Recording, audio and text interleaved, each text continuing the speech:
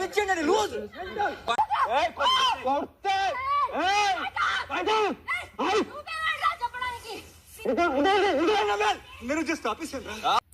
Hello, about today's Big Boss episode.